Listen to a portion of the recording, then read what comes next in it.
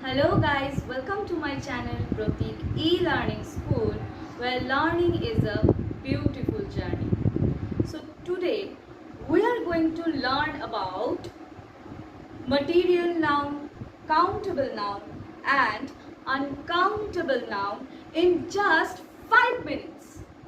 Absolutely right. আমি একদম ঠিক বলছি বন্ধুরা, মাত্র 5 মিনিটে তোমরা শিখে নাও ম্যাটেরিয়াল নাউন, কাউন্টেবল নাউন এবং আনকাউন্টেবল নাউনের ব্যাপারে। বাট ভিডিওটা স্টার্ট করার আগে তোমাদের কাছে আমার একটা humble request, if you like my videos then don't forget to subscribe my channel and click on the bell icon, and definitely don't forget to like, comment and share my videos. Thank you. তো চলো আজকে আমরা প্রথমেই যেটা দেখে নেব সেটা হচ্ছে ম্যাটেরিয়াল নাউনের ব্যাপারে। তোমরা ভাববে যে আমি কাউন্টেবল আনকাউন্টেবল নাউন ছেড়ে প্রথমেই কেন ম্যাটেরিয়াল নাউনের ব্যাপারে বলছি। তার একটাই কারণ, কাউন্টেবল আর আনকাউন্টেবল নাউনের ব্যাপারে তোমাদেরকে আমার অনেক কিছু বলার রয়েছে, আর সেইগুলো বলার জন্যই আমি ম্যাটেরিয়াল নাউনটাকে তোমাদের আগে ডেসক্রাইব করে দিচ্ছি। In the previous video, we have learned about 5 types of noun. আমরা কিন্তু মাস্টার ক্লাসের ফার্স্ট পার্টে নাউনের ব্যাপারে যে জেনেছি, সেখানে আমরা কি কি জেনেছি? নাউনের ইন্ট্রোডাকশন জেনেছি এবং 5 রকমের নাউনের ব্যাপারে জেনেছি। কিন্তু আজকের ভিডিওতে আমরা জেনে নেব ম্যাটেরিয়াল, আনকাউন্টেবল অ্যান্ড কাউন্টেবল নাউনের ব্যাপারে। চলো দেখে নিই প্রথমেই ম্যাটেরিয়াল নাউন কাকে বলে। What is material noun?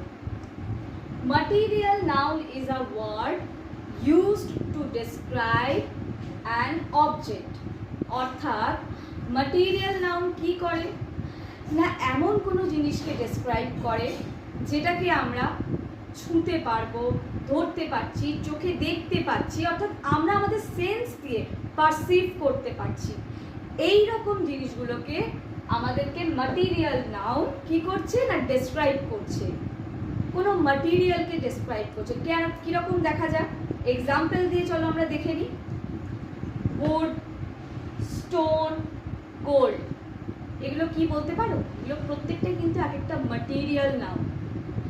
If I say this chain is made by gold, এখানে গোল্ড কি? গোল্ড হচ্ছে এখানে একটা ম্যাটেরিয়াল, কারণ চেনটা কি দিয়ে তৈরি না, গোল্ড অর্থাৎ সোনার তৈরি, তাই তো? তাহলে গোল্ড কি না, গোল্ড হচ্ছে একটা material noun. This furniture is made by wood, এই ফার্নিচারটি বা এই আসবাবপত্রটি কাঠ নির্মিত বা কাঠ দ্বারা নির্মিত। এখানে উড কি? উড হচ্ছে ফার্নিচারটার ম্যাটেরিয়াল। এই পেনটা কিসের তৈরি? এই পেনটা তৈরি প্লাস্টিকের। প্লাস্টিক কি না, প্লাস্টিক হচ্ছে ম্যাটেরিয়াল অফ দিস পেন। বোঝা গেল ম্যাটেরিয়াল নাউন কাকে বলে। এরপরে আমরা আরো অনেক এক্সাম্পলস দিয়ে দেখব, তো তার আগে আমরা বুঝে নিই পুরো বেসিক কনসেপ্টটা। তো এই গেল ম্যাটেরিয়াল নাউন সম্পর্কে। এইবার আমরা চলে যাচ্ছি সরাসরি কাউন্টেবল অ্যান্ড আনকাউন্টেবল নাউনের ব্যাপারে। তো চলো এবার আমরা দেখে নিই কাউন্টেবল এবং আনকাউন্টেবল নাউনের ব্যাপারে। এই দুটো নাউন সম্পর্কে আমরা যথেষ্ট অবগত, কিন্তু কাউন্টেবল নাউন কাকে বলে না, যে জিনিসগুলোকে আমরা গুনতে পারি, আর আনকাউন্টেবল নাউন কাকে বলছে না, যে জিনিসগুলো আমরা গুনতে পারি না, রাইট? ইংলিশে একটু ডেফিনেশনগুলো দেখে নিই। Nouns which can be counted called countable noun, আর uncountable noun এর ইংলিশ ডেফিনেশন কি হচ্ছে না, nouns which cannot be counted called uncountable noun। আচ্ছা, এখানে আমি একটা ছোট্ট জিনিস একটু বলে দিই। আমরা স্পোকেন ইংলিশের ক্ষেত্রে কিন্তু ক্যান নট কে কান্ট হিসাবে বলি, কিন্তু আমরা রিটেন ইংলিশে কিন্তু ক্যান নটই লিখি, সেখানে কিন্তু কান্ট আমরা ব্যবহার করি না। আচ্ছা চলো আবার মেন টপিকে ফিরে যাওয়া যাক। কাউন্টেবলের একটু এক্সাম্পলগুলো আমরা দেখে নিই। কাউন্টেবল কি কি রয়েছে? Student, chairs, bottle, apple, orange, এই সব কিছু কিন্তু আমরা কাউন্ট করতে পারবো। If I say there are 5 apples in the tree, গাছটির মধ্যে 5টি আপেল রয়েছে। এবার এই 5টি আপেলকে কিন্তু আমরা কাউন্ট করতে পারছি, আমরা কিন্তু নাম্বার দিয়ে বলছি 5টা আপেল রয়েছে, আমরা কিন্তু কাউন্ট করতে পারছি। কিন্তু এয়ার, তারপরে হচ্ছে মিল্ক, ওয়াটার, এই কোনো জিনিসকেই কিন্তু আমরা কাউন্ট করতে পারি না। দে আর অল আনকাউন্টেবল। তুমি কি জলকে কাউন্ট করতে পারবে? মিল্ককে কাউন্ট করতে পারবে? পারবে না তো। ইভেন ফান, যে কোনো ইমোশনের কথাও যদি বলো, ফান, ফান মানে কি? ফান মানে হচ্ছে আনন্দ বা মজা, সেটাকেও কি আমরা কাউন্ট করতে পারি? পারি না তো। তাহলে এই সব কিছুই পড়ছে কিন্তু আনকাউন্টেবল নাউনের আন্ডারে। চলো এইবার আমরা দেখে নিই কিছু এক্সাম্পল দিয়ে কাউন্টেবল আর uncountable নাউনকে।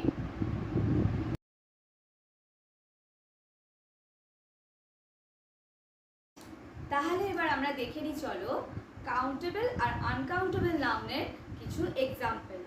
Example number 1 is I have baked 3 cakes for the party. I have baked 3 cakes for the party. আমি আমার পার্টির জন্য 3টি কেক বেক করেছি। এখানে কিন্তু দেখো আমরা দেখতে পাচ্ছি, আমরা এখানে 3 সংখ্যা কিন্তু আমরা মেনশন করে দিয়েছি। কটা কেক? না 3টে কেক।